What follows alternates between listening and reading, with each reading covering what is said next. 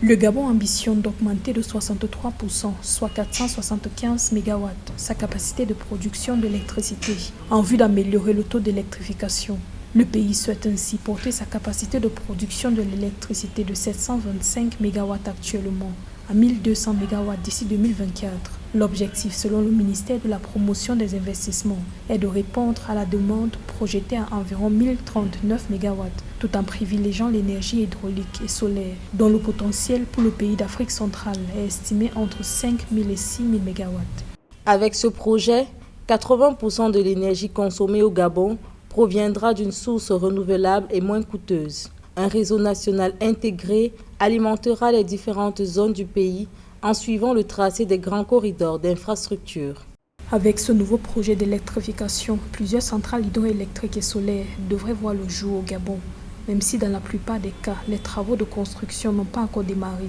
Il s'agit notamment du barrage de Ngoulmendjim, de 73 MW dans l'estuaire, des barrages des chutes de l'Impératrice de 80 MW et de Dibouamgui de 30 MW d'Alangounié, du barrage de Kingele Aval de 35 MW et de la centrale solaire de Mouila de 20 MW.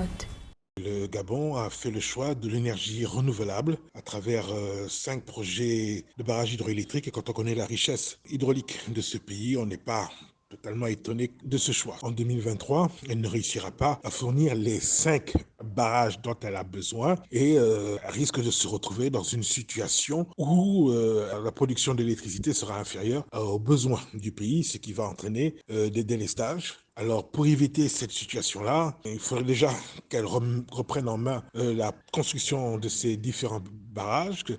Selon Asok Energy, la société chargée de construire, gérer et exploiter le barrage de Ngoulmendjim, les travaux devraient démarrer d'ici avril 2023. Un contrat d'achat d'énergie a été signé le 14 mars 2023 entre le Gabon et la compagnie de développement des énergies renouvelables en vue de l'aménagement du barrage des chutes de l'Impératrice. Les travaux du barrage de Kingele Aval, de la centrale solaire de Mouila et des 8 centrales solaires hybrides ont démarré respectivement en 2022, 2021 et 2020 selon les autorités.